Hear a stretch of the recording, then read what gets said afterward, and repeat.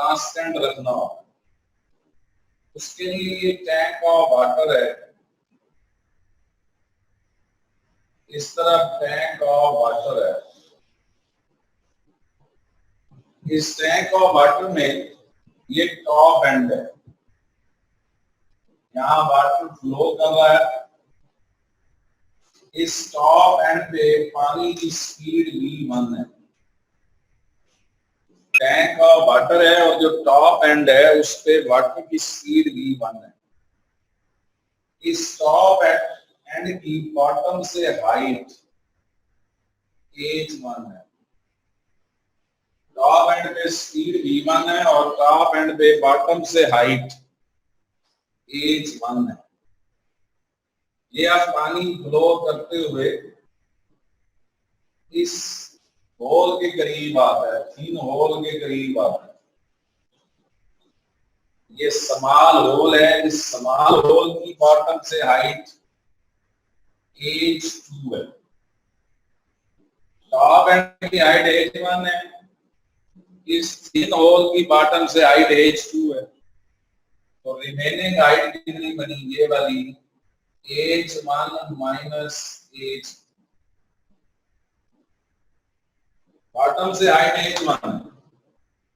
और मैंने जैसे बताया इस साइड h1 पे स्पीड v1, इस साइड h1 पे स्पीड v1 और इस 3 होल की बॉटम से हाइट h2 है।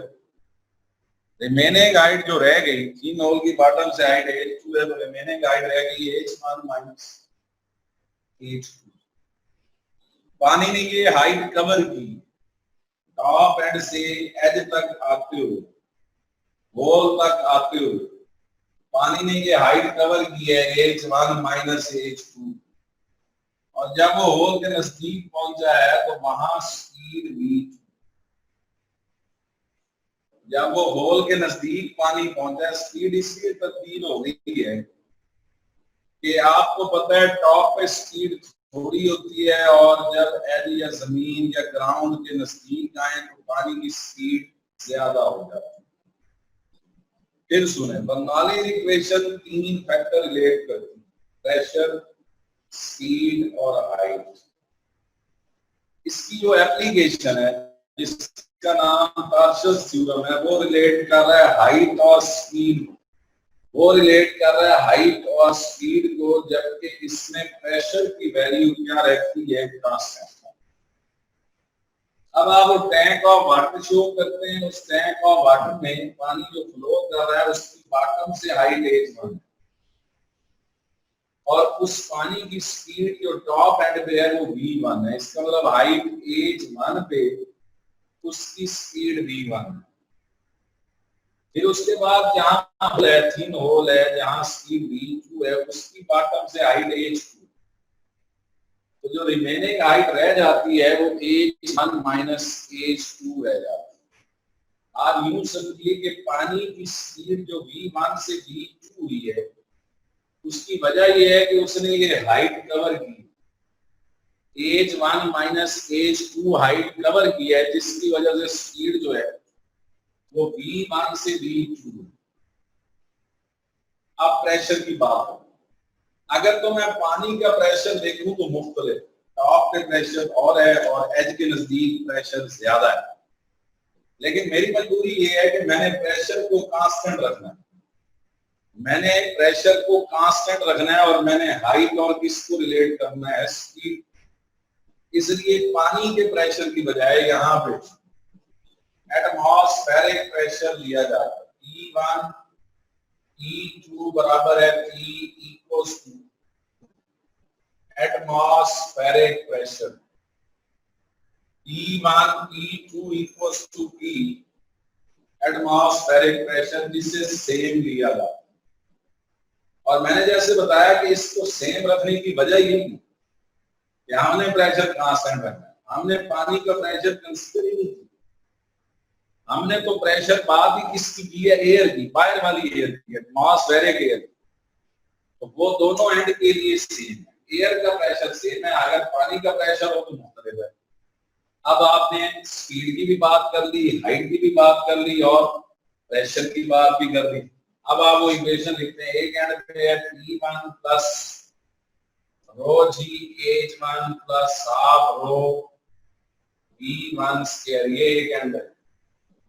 P1 plus rho G H1 plus half rho V1 square. दूसरे एंड पे P2 plus rho G H2 plus half rho V2 square. एक एंड पे P1, दूसरे एंड पे P2, एक एंड पे हाइट H1, दूसरे एंड पे H2। ये आपको पता है कि प्रेशर कैंसिल हो जाए, इसलिए कैंसिल होगा कि मैंने ऊपर लिखा कि एटमॉस्फेरिक प्रेशर है और P1 P2 P के बराबर है। एटमॉस्फेरिक प्रेशर चेंज नहीं होता, इसलिए ये कट गया। एक तो ये स्टेप। दूसरा याद रखें कि V1 कम है V2 से। ये जो स्पीड है टॉप एंड पे वो V2 के मुकाबले में बहुत कम। टॉप एंड पे यूं समझो पानी ब्लो ही नहीं कर रहा, इतनी स्लो है, जबकि उस एज या होल के मुकाबले होल या एज पे स्पीड बहुत ही ज्यादा है और टॉप एंड पे बहुत ही कम है। इसका मतलब V2 बहुत ज्यादा है V1 से, इतनी ज्यादा है कि V1 को अप्रोक्सीमेटली जीरो लेने का मकसद ये है कि हम V1 को निगलेक्ट कर रहे हैं। V1 को अप्रोक्सीमेटली जीरो लेने का मतलब ये है कि हम V1 को यूं समझो, आप उर्दू में यूं कहोगे कि V2 के मुकाबले में V1 कुछ भी नहीं है। V2 के मुकाबले में V1 कुछ भी नहीं है, इसलिए उसको निगलेक्ट कर रहे हैं। निगलेक्ट हो गई, V1 जीरो हो गई, तो ये भी फैक्टर जीरो हो गया जब मैं V1 को जीरो, प्रेशर भी कट गया। अब क्या बचा? अब बचा इस तरफ है रो जी H1, उस तरफ है रो G H2 plus half rho V2 square. बाकी एक टोटल 6 फैक्टर थे, 2 कट गया प्रेशर की वजह से, एक हो गया जीरो, बाकी बचे 3, रो जी H1, रो जी H2 और उसके बाद हाफ रो V2। आप ये देखिए कि उस राइट साइड में रो कॉमन आ, ये बना रो डेंसिटी को कहते हैं। रो जी H1 रो कॉमन ले, GH2 plus half V2 square, GH2 plus half V2 square. Rho से रो कट गए, रो से रो कट गई डेंसिटी। अब आप ये लिख सकते हैं GH1 minus GH2 equals to half V2 square. GH1 minus GH2 equals to half V2 square. GH1 minus GH2 equals to half V2 square. यहाँ 2 डिवाइड हो रहा है, इधर आकर मल्टीप्लाई, इसमें से G पहले कॉमन ले लो, G कॉमन लिया H1 minus H half V2 square, G common लिया। अब जो 2 डिवाइड हो रहा है इधर आकर मल्टीप्लाई होगा तो 2G H1 minus H2 equals to V2 square. 2G H1 minus H2 equals to V2 square. इस तरह भी अंडर रूट ले लें, इधर भी अंडर रूट, तो स्क्वायर और अंडर रूट कट गए। V2 किसके बराबर आई? 2G H1 minus H2 under root. ये हमने वो स्पीड निकाली है जो थिन होल के पास। दोबारा देख लें, फिर मैं इसकी स्टेटमेंट लिखता हूं, पहले देख लें। मैंने आपसे कहा कि टॉर्शन थ्योरम हाइट और स्पीड को रिलेट करता है, प्रेशर इसमें कांस्टेंट रहता है। फिर मैंने आपसे कहा कि प्रेशर को कांस्टेंट रखने का तरीका क्या है? एयर का प्रेशर रहे कांस्टेंट रहे। फिर मैंने आपसे कहा कि टॉप पे स्पीड V1 है जिसकी बॉटम से हाइट H1 और थिन होल के पास स्पीड V2 है जिसकी हाइट H1 माइनस H2। ये स्पीड V2 आई ही तब है जब उसने ये हाइट कवर। उसने H1 minus H2 height cover करके V2 स्पीड हासिल। अब आप ये लिखते हैं कि V1 बहुत ही कम है V2 से, तो V1 0। दोनों एंड पे प्रेशर कट गया क्योंकि प्रेशर सेम है। इधर बचा रो GH1, उधर बचा रो GH2 half rho V2 square. वो रो कॉमन लिया, कट गया। GH2 इधर ले आए, G कॉमन लिया, H1 माइनस H2, 2 इधर जरा उठा रहा, 2GH1 minus H2 under root ले लिया, V2 का फार्मूला आया 2GH1 minus H2 under root. अब इसकी स्टेटमेंट है speed of E flux equals speed of E flux equals, ये V2 को कह रहे हैं।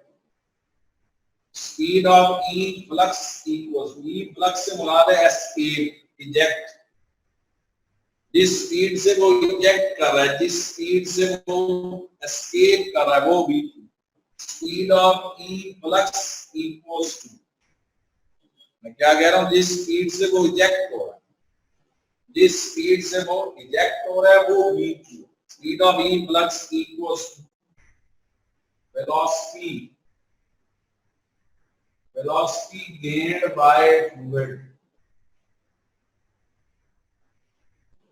Speed of E flux equals to velocity gained by fluid। ये वो velocity जो फ्लूइड ने हासिल की। Speed of E flux equals to velocity gained by fluid, ये वो velocity जो फ्लूइड ने हासिल की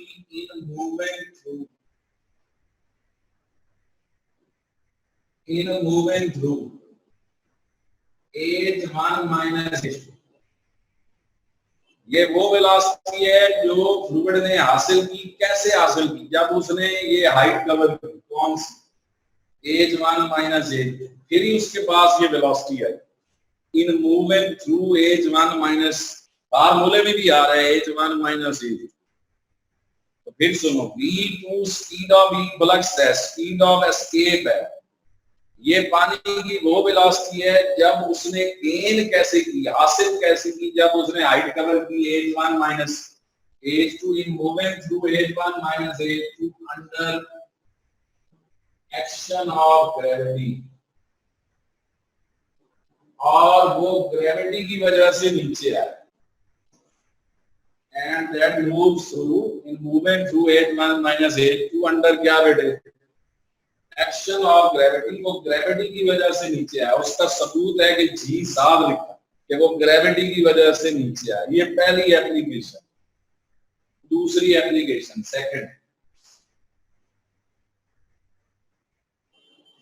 सेकंड एप्लीकेशन है where speed of fluid is high, pressure will be low।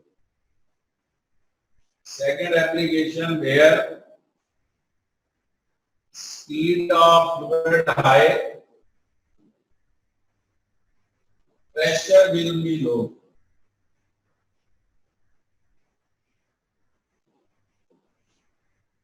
अब स्टेटमेंट तो ये कह रही है कि जहां स्पीड हाई है वहां प्रेशर थोड़ा होगा।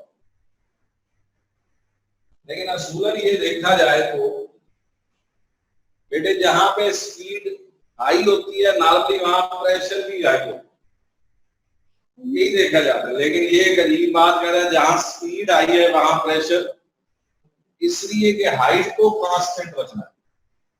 ये इसमें शर्त होगी कि हाइट को क्या रखना है?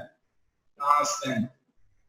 तो आपको मैंने पहले शुरू में कहा कि जो बर्नौलीज इक्वेशन वो बुनियादी तौर पे 3 फैक्टर्स को डील कर रही थी, प्रेशर, स्पीड और हाइट को। अब ये जो आपने पढ़ा है ये डील कर रहा है किसको? Partial theorem. सिर्फ हाइट और स्पीड को प्रेशर कांस्टेंट। जबकि ये वाली एप्लीकेशन जो है इसके मुताबिक वो डील कर रहा है स्पीड को और प्रेशर को, जबकि हाइट क्या रहनी है बोलो? कांस्टेंट। इसका प्रूफ देखते हैं। ये पाइप बनाया, इस पाइप के 2 एंड्स हैं। एक एंड को ए बोल देते हैं या 1 बोल देते हैं, प्रेशर P1 है, यहाँ पे स्पीड v1 है 0.2 मीटर पर सेकंड। सपोज लिखिए प्रेशर v1 है और स्पीड v1 है 0.2 मीटर पर सेकंड। ये पॉइंट p है, इसमें प्रेशर p2 है और इसमें स्पीड v2 है 2 मीटर पर सेकंड। आपको पता है जहां एरिया कम हो वहां स्पीड ज्यादा हो, तो प्रेशर P1 है और स्पीड 0.2 है, दूसरे एंड पे प्रेशर P2 है और स्पीड V2 2 मीटर पर सेकंड है। हाइट की तो बात नहीं करनी, हालांकि दोनों की हाइट में फर्क है, मगर आपको मैंने बताया कि हाइट को क्या रखना है, कांस्टेंट। इस वक्त जो वैल्यूज हमने ली हैं उसके मुताबिक V2 ज्यादा है V1 से। चेक करें, V2 ज्यादा, एरिया थोड़ा ना, गैप थोड़ा है, पानी की स्पीड ज्यादा होगी, गैप ज्यादा है और पानी की स्पीड कम होगी। अब देखना ये है कि अगर स्पीड में ये फर्क है तो प्रेशर में फर्क कैसे है। बर्नौलीज इक्वेशन लिखी P1 plus rho G H1 plus half rho V1 square P2 plus rho G H2 plus half rho V2 square. Height cancel कर दे, हाइट वाला फैक्टर क्यों कैंसिल किया, हाइट तो सेम, उसने तो लिखी नहीं बुक में, आप लिख ले तो हाइट कैंसिल कर, सेम हाइट। अब बचा P1 plus half rho V1 square equals to P2 plus half rho V2 square. अब P1 में से P2 माइनस कर रहे हैं, उधर से half rho V2 square minus half rho V1 square, half rho V2 square minus half rho V1 square. अब आप देखें कॉमन क्या है, कॉमन जो है वो half rho, P1 minus P2 half rho common, V2 square minus V1 square. Density of water याद होनी चाहिए, 1000 होती है, ये रो डेंसिटी ऑफ वाटर, रो यहाँ पे डेंसिटी ऑफ वाटर है और डेंसिटी ऑफ वाटर की वैल्यू याद रखें 1000 किलोग्राम पर मीटर क्यूब। उसके बाद P1 minus P2 equals to half rho की जगह 1000 V2 स्क्वायर लिखा है, V2 2 है, 2 का स्क्वायर और V1 है 0.2 उसका स्क्वायर। वैल्यूज यही है 2 और 0.2। अब इससे आंसर आ रहा है P1 minus P2 equals to, answer बोलें क्या, 1980। अब आप गौर से देखिए कि कौन ज्यादा है, P1 या P2। P2 तो माइनस हो रहा है, इसका मतलब P1 ज्यादा है किससे, P2 से। तो याद करो स्पीड में कौन ज्यादा था, V2। जो स्पीड में ज्यादा था वो प्रेशर में कम हो गया और जो स्पीड में कम था वो प्रेशर में। इसका मतलब स्पीड और प्रेशर इनवर्स, पर शर्त है कि हाइट क्या रहे, दोनों constant. In case of fluids speed और प्रेशर इनवर्स है, शर्त रहे कि हाइट क्या रहे। इसको अप्लाई किया, इसकी एग्जांपल, इसकी एग्जांपल में दो एग्जांपल्स दी। पहली एग्जांपल में lift off an aeroplane, lift off an aeroplane, lift off an aeroplane, lift off jet नहीं है, lift off aeroplane. Aeroplane height कैसे गेन करता है, ये देखते हैं। ये इस तरह एरोप्लेन हवा में मौजूद है, इसने हाइट गेन करनी है, मेरी इस हाथ की तरफ देखें, वो यूं हाइट गेन ऊपर जाता है ऐसे, ये ऐसे हाइट गेन नहीं करता कभी। ऐसे हाइट गेन नहीं करता, ऐसे तो वो उड़ता है लॉन्चिंग पोजीशन पे, जब रनवे से उड़ता है फिर यूं हाइट गेन, लेकिन जब वो हवा में होता है, हवा में स्टेबल है, सीधा होता है। ये कोई जेट प्लेन नहीं है या फाइटर तैयारा नहीं है कि हाइट के लिए ऊपर जाए, हाइट वो ऐसे गेन करता है, ऐसे आहिस्ता आहिस्ता ऊपर जाए। इसका मतलब गौर से तवज्जो से समझना, फिर क्या फायदा? फायदा ये है कि इसके एरोप्लेन के जो विंग्स हैं उनकी डिजाइनिंग कैसे करते, wings of an aeroplane, wings of an aeroplane designed in such a way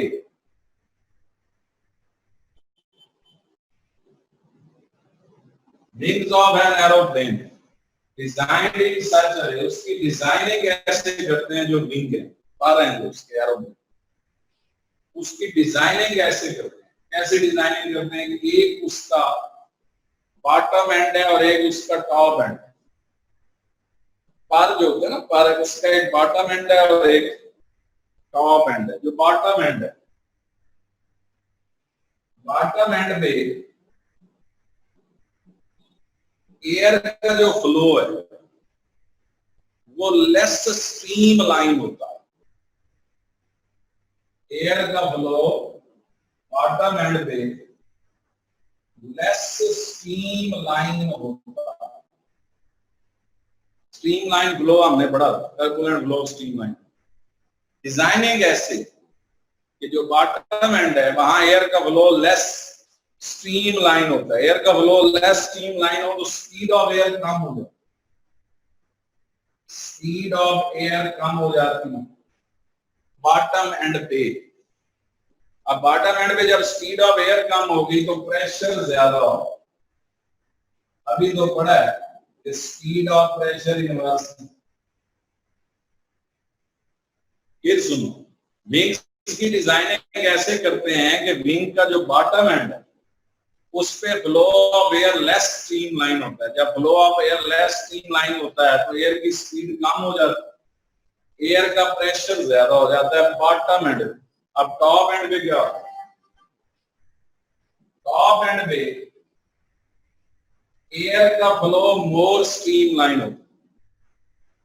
top and पे एयर का फ्लो मोर स्ट्रीम लाइन होता है।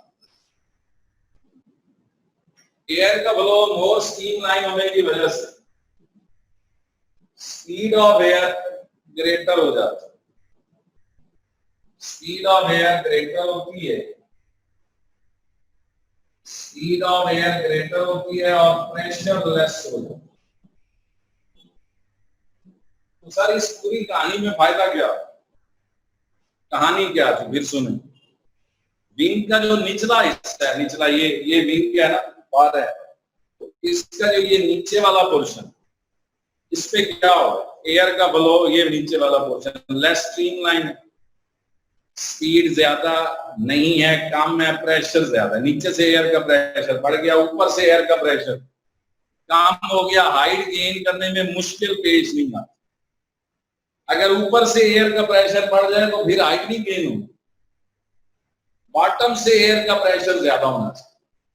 इसलिए याद रखें कि अगर बॉटम से एयर का प्रेशर ज्यादा है तो बॉटम से स्पीड कम है, और टॉप पे अगर एयर का प्रेशर कम है तो टॉप पे एयर की स्पीड ज्यादा है। ये where speed is high, pressure will be लो।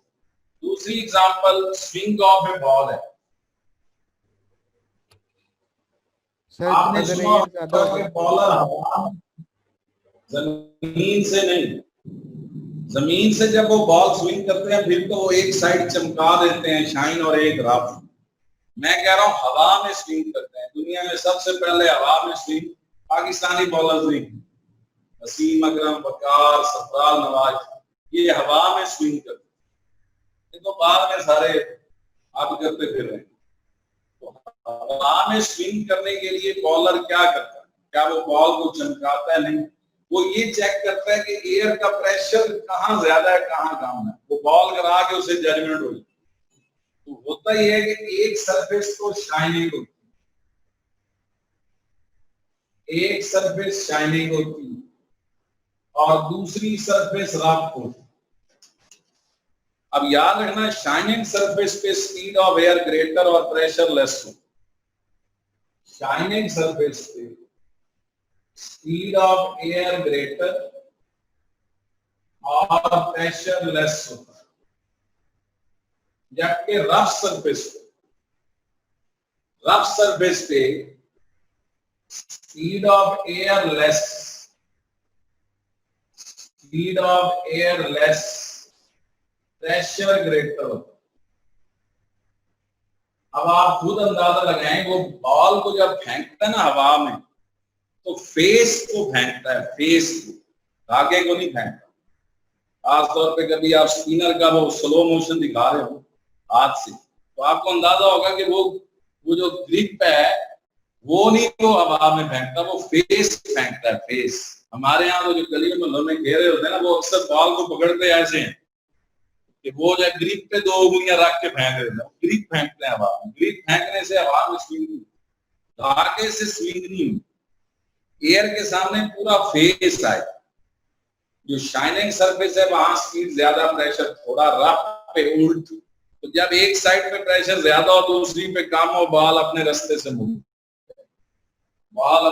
से मुड़ जाएगी। इसको कहते हैं दूसरी एप्लीकेशन। कल ये चैप्टर खत्म हो जाना है, कल टेस्ट भी है 5वें के फर्स्ट स्टार्ट से लेके मूवमेंट ऑफ इनर्शिया तक थ्योरी है, बताया था मैंने। पहले 5 शॉर्ट आंसर हैं, पहले 5 न्यूमेरिकल है। स्टार्ट से लेके मूवमेंट ऑफ इनर्शिया तक थ्योरी है, पहले 5 शॉर्ट आंसर हैं, पहले 5 न्यूमेरिकल है। और फिर उसके बाद हम अपना 6ठा चैप्टर कंटिन्यू रखेंगे और कल शॉर्ट आंसर भी साथ शुरू कर लेंगे इंशाल्लाह।